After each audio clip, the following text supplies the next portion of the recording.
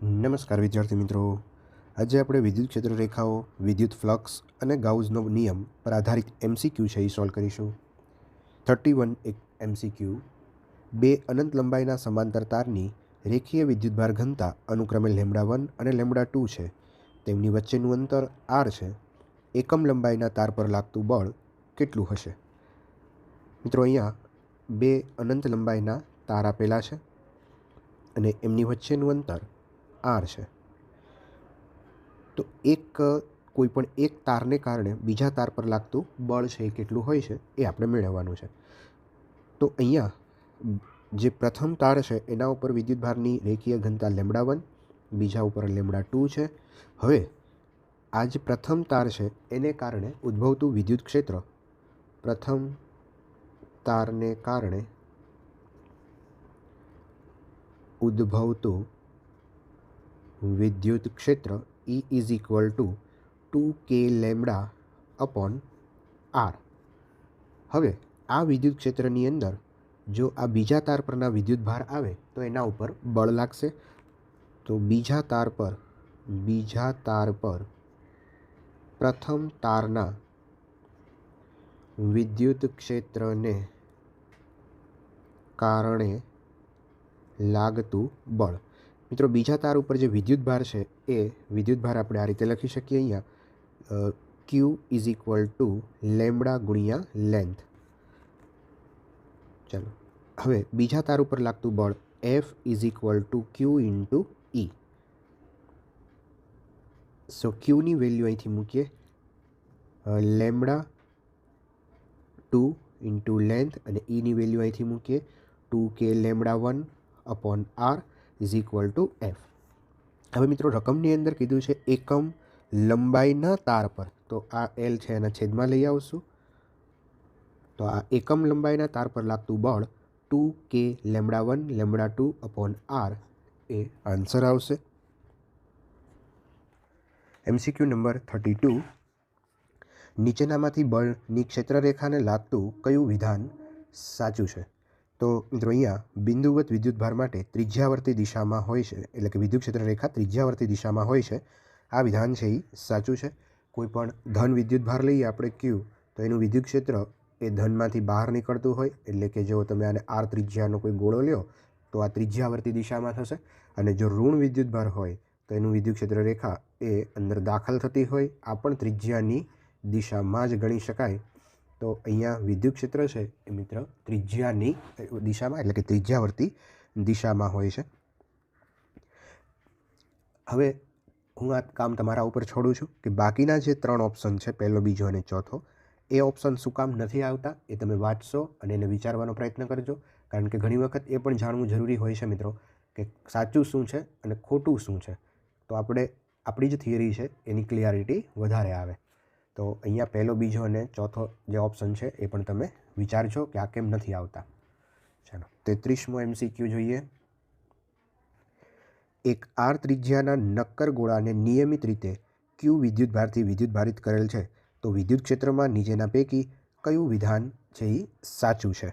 તો અહીંયા જોઈએ, જો નક્કર ગોળો હોય, અવાહક ગોળો હોય, તો એના માટે વિદ્યુત ક્ષેત્ર છે એ KQ_r/r3 એ આવશે, એ સાચું છે. r r એટલે કે અંદરના વિસ્તારમાં KQ_r/r3 આપણે થિયરીની અંદર સાબિત કરી ગયા છીએ, એટલે તમે ત્યાં જોઈ શકશો.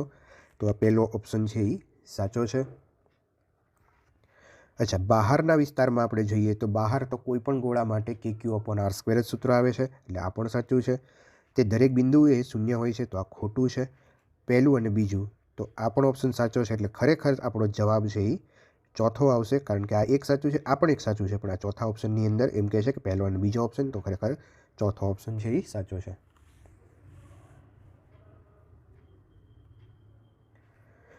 નીચેનામાંથી કઈ આકૃતિની બળની સ્થિત વિદ્યુત ક્ષેત્ર રેખા શક્ય નથી? તો વિદ્યુત ક્ષેત્ર રેખાઓની લાક્ષણિકતા ઉપરથી આપણે કહી શકીએ કે કઈ શક્ય નથી. તો મિત્રો, આ જે છે એ વિદ્યુત ક્ષેત્ર રેખા સમાન વિદ્યુત ક્ષેત્ર દર્શાવે છે. અહીંયા પોઝિટિવ ચાર્જ હોય, અહીંયા નેગેટિવ ચાર્જ હોય, ધનમાંથી ઋણમાં નીકળતી હોય. અહીંયા આ જે છે એ બિંદુવત વિદ્યુતભારની વિદ્યુત ક્ષેત્ર રેખાને બતાવે છે. આ પ્લસ ચાર્જ હશે કોઈ અહીંયા કે જેમાંથી વિદ્યુત ક્ષેત્ર રેખાઓ બહાર નીકળે છે. આ પણ મિત્રો બિંદુવત વિદ્યુતભારની વિદ્યુત ક્ષેત્ર રેખા બતાવે છે. પણ આ ત્રીજું જે છે એ શક્ય નથી, કારણ કે અહીંયા વિદ્યુત ક્ષેત્ર રેખાઓ બંધ ગાળા રચે છે અને એની લાક્ષણિકતા એવું કહે છે કે વિદ્યુત ક્ષેત્ર રેખાઓ બંધ ગાળા રચી શકે નહીં.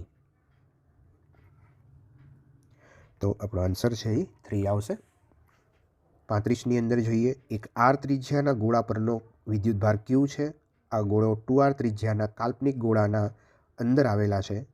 તો કાલ્પનિક ગોળા સાથે સંકળાયેલું ફ્લક્સ છે એ મેળવવાનું છે.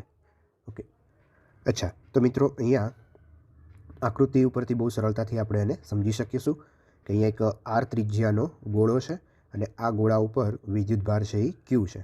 હવે એક અહીંયા કાલ્પનિક 2r ત્રિજ્યાનો એક ગોળો આપણે વિચારીએ તો આ 2r ત્રિજ્યાના ગોળા સાથે સંકળાયેલું ફ્લક્સ કેટલું હશે? તો ફ્લક્સ બરાબર ગાઉસના પ્રમેય મુજબ સિગ્મા ક્યુ અપોન એપ્સાઇલોન 0. સિગ્મા ક્યુ તો અહીંયા હું ગાઉસિયન પૃષ્ઠ લઈ લઉં તો ગાઉસિયન પૃષ્ઠમાં ઘેરાતો કુલ વિદ્યુતભાર છે એ ક્યુ છે, તો ક્યુ અપોન એપ્સાઇલોન 0. તો અહીંયા ફ્લક્સ છે એ ક્યુ બાય એપ્સાઇલોન 0 આવશે. તો આના ઉપરથી વિચારી શકો કે ફ્લક્સ છે એ ત્રિજ્યા પર આધારિત નથી, એ કેટલો કુલ ટોટલ ચાર્જ છે એના ઉપર આધાર રાખે છે. MCQ નંબર 36, આર ત્રિજ્યા ધરાવતો નિયમિત વિદ્યુતભારિત એક અવાહક ઘન ગોળો આપેલો છે. કેન્દ્રથી આર અંતરે ગોળાને લીધે વિદ્યુત ક્ષેત્રનું મૂલ્ય કેટલું હશે? મિત્રો, એક અવાહક ઘન ગોળો છે. અવાહક ઘન ગોળાની અંદર વિદ્યુત ક્ષેત્ર કે ક્યુ એક્સ અથવા તો કે ક્યુ આર અપોન આર ઘન, આ સૂત્ર મુજબ અંદર વિદ્યુત ક્ષેત્ર છે એ બદલાતું હોય છે. તો અહીંયા વિદ્યુત ક્ષેત્ર છે એ અંતરના સમપ્રમાણમાં છે, એટલે કે જેમ અંતર વધે છે એમ વિદ્યુત ક્ષેત્રમાં વધારો થાય છે. તો અહીંયા ઓપ્શન છે એ પહેલો આવશે. આર લેસ દેન આર માટે આરના વધારા સાથે વધે છે.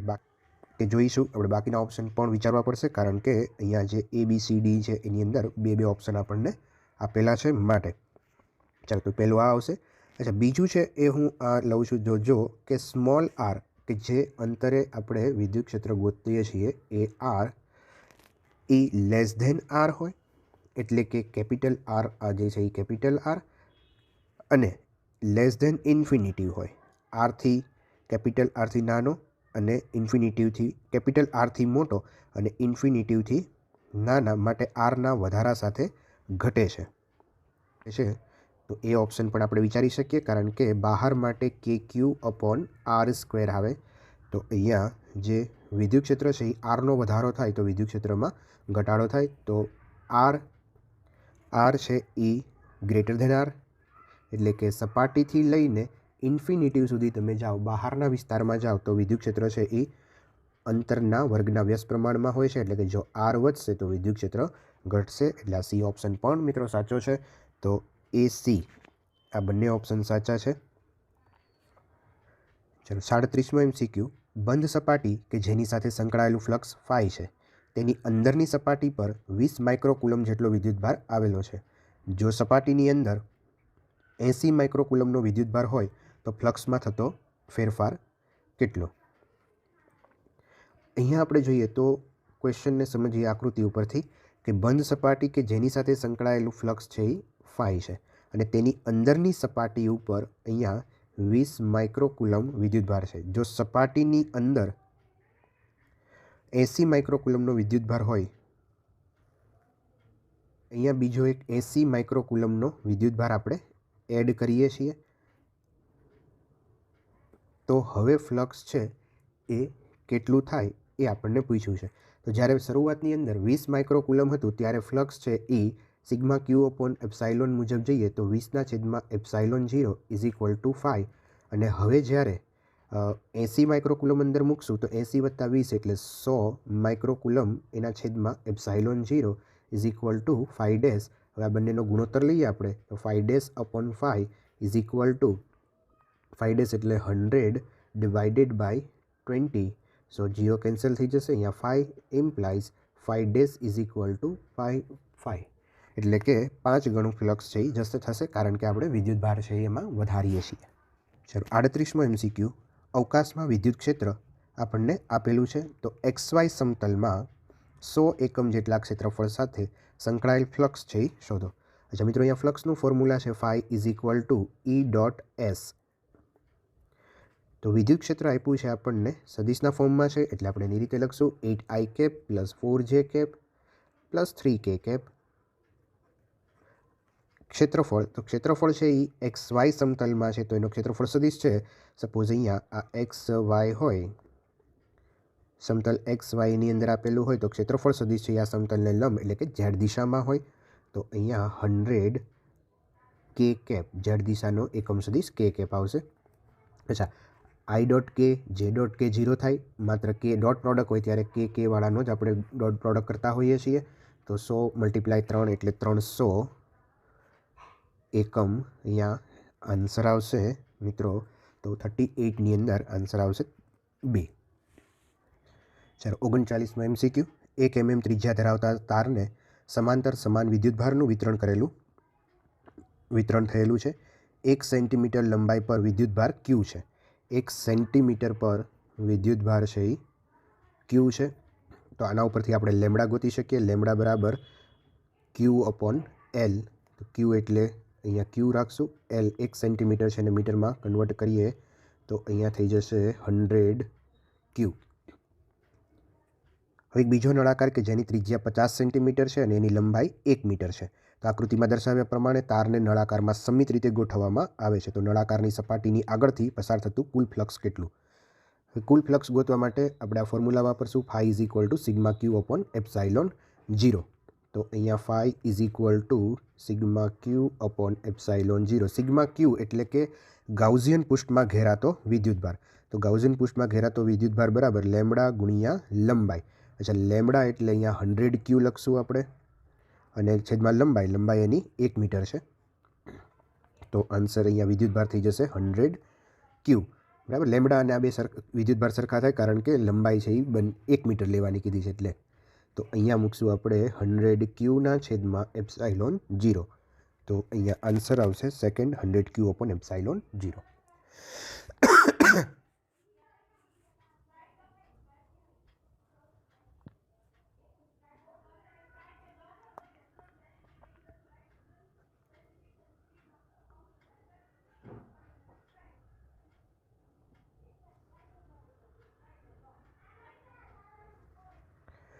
ગાઉસના નિયમ મુજબ ε0 ક્લોઝ ઇન્ટિગ્રેશન E.ds = Q છે જો ગાઉસિયન પૃષ્ઠ પરનો વિદ્યુતભાર શૂન્ય હોય તો. હવે જો ગાઉસિયન પૃષ્ઠમાં ઘેરાતો વિદ્યુતભાર શૂન્ય હોય તો અહીંયા અંદર આવતી અને બહાર નીકળતી વિદ્યુતક્ષેત્ર રેખાઓ સમાન હશે. આપણે આવા ઘણા બધા થિયરીની અંદર પ્રોબ્લેમ છે એ શીખી ગયા છીએ. ધારો કે આ એન્ક્લોઝ કરી દઈએ તો અહીંયા જેટલી ક્ષેત્ર રેખાઓ દાખલ થાય છે એટલી જ બહાર નીકળે છે. તો એનો અર્થ એમ થાય કે એની અંદર કોઈ વિદ્યુતભાર છે નહીં. બરાબર. સો વિદ્યુતભાર જો શૂન્ય હોય તો અહીંયા આપણે એવું કહી શકીએ કે અંદર આવતી અને બહાર નીકળતી ક્ષેત્ર રેખાઓ સમાન હશે. તો અંદર વિદ્યુતભાર 0 હોય એવું કહી શકાય. ચાલો 41માં MCQ. 10 સેન્ટીમીટર ત્રિજ્યાના ડાયઇલેક્ટ્રિક ગોળાથી 20 સેન્ટીમીટર દૂર વિદ્યુત ક્ષેત્ર 100 વોલ્ટ પર મીટર છે. તો ગોળાના કેન્દ્રથી 30 સેન્ટીમીટર દૂર વિદ્યુત ક્ષેત્રનું મૂલ્ય કેટલું હશે? મિત્રો અહીંયા ડાયઇલેક્ટ્રિક ગોળો કીધો છે. ડાયઇલેક્ટ્રિકનો અર્થ થાય અવાહક. ડાયઇલેક્ટ્રિક એનો અર્થ થાય છે અવાહક. તો અવાહક ગોળા 10 સેન્ટીમીટર ત્રિજ્યાનો અહીંયા એક અવાહક ગોળો આપેલો છે. એનાથી 20 સેન્ટીમીટર દૂર એટલે કે બહારના વિસ્તારમાં વિદ્યુત ક્ષેત્ર 100 વોલ્ટ પર KQ/R² અથવા તો 20² આ આપેલું છે 100 વોલ્ટ પર મીટર. તો ગોળાના કેન્દ્રથી 3 સેન્ટીમીટર દૂર, તો ગોળાના કેન્દ્રથી 3 સેન્ટીમીટર એટલે અંદર, તો અંદર વિદ્યુત ક્ષેત્ર છે એ KQ/R³ હોય છે. હવે આ બંનેને આપણે અહીંયા એકની કિંમત છે એ મૂકીએ. KQની કિંમત મૂકો તો અહીંયા KQ = 100 × R² × R. આ જે R છે એ 3 સેન્ટીમીટર લેશું એટલે કન્ફ્યુઝન ન થાય. આ R છે એ 20 સેન્ટીમીટર લેશું. અહીંયા હું લખી નાખું 20 સેન્ટીમીટરનો સ્ક્વેર અને અહીંયા 3 સેન્ટીમીટર એટલે એને કન્વર્ટ કરીએ આપણે તો અહીંયા સેન્ટીમીટરનો સ્ક્વેર એટલે 4 ઘાત આવશે ને બીજી અહીંયા એટલે 6 ઘાત. 4 ઘાત અહીંયા થશે, 2 ઘાત અહીંયા થશે એટલે ટોટલ 6 ઘાત. અને R આપ્યું છે 10 × 10⁻2 અને એની પણ 3 ઘાત છે. તો આ 6 ઘાત ને આ 6 ઘાત તો કેન્સલ થઈ જશે સેન્ટીમીટરને કન્વર્ટ કરવા માટે. હવે જોઈએ અહીંયા તો 100 × 20² એટલે 400 × 3 / અહીંયા 10⁻3. તો અહીંયા 0 કેન્સલ કરી શકશું આપણે. 4 તેરી 12, 120 આન્સર આવશે. તો આ જે છે એ મેં બહાર માટે સૂત્ર વાપર્યું, આ અંદર માટે વાપર્યું. આરની વેલ્યુ 20 સેન્ટીમીટર લેવાની છે અને આ સ્મોલ આરની વેલ્યુ છે એ અહીંયા 3 સેન્ટીમીટર લેવાની છે. કે ક્યુની વેલ્યુ તમે મૂકી અને પ્રોબ્લેમ છે એ સોલ્વ કરી શકો. ચાલો નેક્સ્ટ લઈએ 42.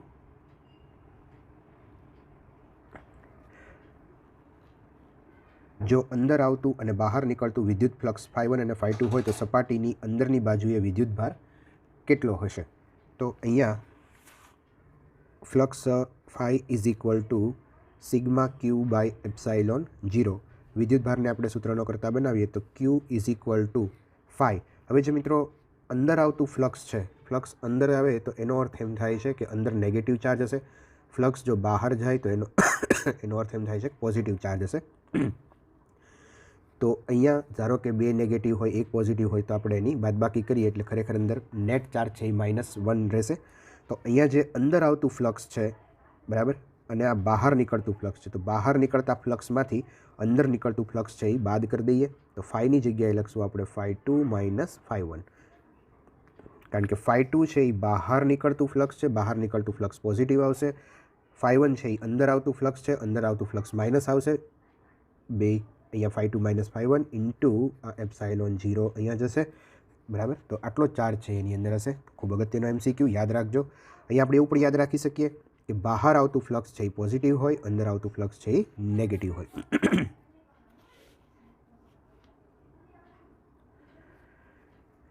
ચાલો, અવકાશમાં વિદ્યુત ક્ષેત્ર E ઇઝ ઇક્વલ ટુ આપણને કંઈક આપેલું છે YZ સમતલમાં 2 મીટર સ્ક્વેર ક્ષેત્રફળ ધરાવતું ક્ષેત્રફળ સાથે સંકળાતું ફ્લક્સ કેટલું હશે? તો મિત્રો ફરી પાછો હમણાં જ આપણે આવો એક દાખલો ગણ્યો છે. E.S ઉપરથી આ પ્રોબ્લેમ છે એ સોલ્વ કરી શકશો. આ હું તમારા ઉપર છોડું છું.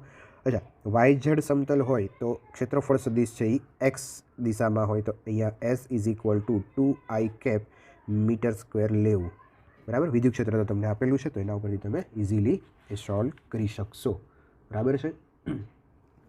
ચાલો નેક્સ્ટ લઈએ 44.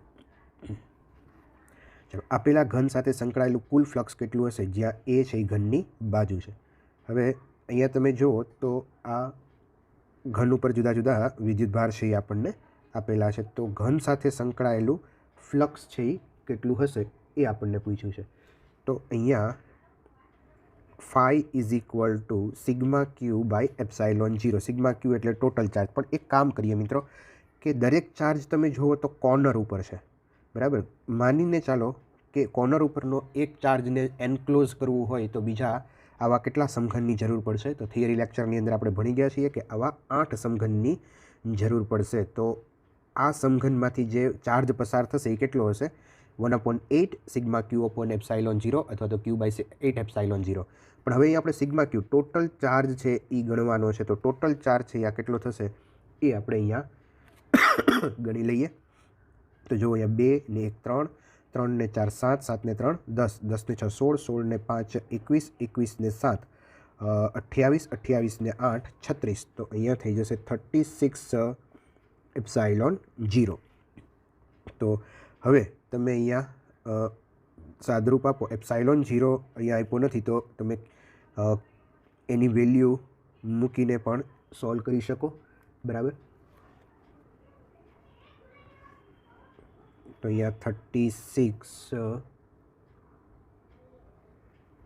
કેની વેલ્યુ આપણે મૂકી દઈએ. K is equal two 1/4 epsilon 0. તો 1/4 બરાબર K ઇન્ટુ 4 અહીંયા મૂકી દઈએ તો થોડુંક આપણને વધારે સરળ પડશે, કારણ કે 4 આન્સરમાં પાય આપેલો છે. તો 1/4 is equal two K into 4 અને છેદમાં 8. તો અહીંયા 36 × 4 × પાય Kની વેલ્યુ 9 × 10⁻9 ડિવાઇડેડ બાય 8. હવે આને તમે કેલ્ક્યુલેટ કરશો એટલે એનો આન્સર જે છે એ 162 પાય × 10⁻³ ન્યૂટન મીટર સ્ક્વેર પર કુલમમાં આવી જશે. સિમ્પલ ક્વેશ્ચન છે. ચલો 45. એક બિંદુવત વિદ્યુતભારને ચોરસના સમતલથી લંબ અંતરે a/2 તેમજ એ બાજુ ધરાવતા ચોરસના કેન્દ્રથી ઉપર રહેલો છે તો ચોરસ સાથે સંકળાયેલું કુલ ફ્લક્સ કેટલું થશે? અચ્છા, થિયરીની અંદર આ દાખલો આપણે ગણી ગયા છીએ મિત્રો. અહીંયા અને એક સમઘનના કોન્સેપ્ટ ઉપરથી બહુ સરળતાથી આપણે આ ગણી શકીએ. અચ્છા, એવું એવું માનીને ચાલો કે આ જે સમઘન છે, નીચેનો જે એક સમઘન છે એ સમતલથી લંબ અંતર a/2 અહીંથી આપણે લઈએ તો આ જે અંતર છે a/2 ઉપર એક વિદ્યુત a/2 અને એ બાજુ ધરાવતા ચોરસના કેન્દ્ર ઉપર રહેલ છે બિંદુવત વિદ્યુતભાર અહીંયા છે, જે આ બાજુનું માપ એ છે અને અહીંયા a/2 અંતરે એક વિદ્યુતભાર રહેલો છે. તો આની સાથે સંકળાયેલું ફ્લક્સ કેટલું, એટલે આ એક બાજુ થઈ, એક બાજુ સાથે સંકળાયેલું ફ્લક્સ phi = σ q/6ε0 હોય. આવું થિયરીની અંદર પણ આપણે ભણી ગયા છીએ.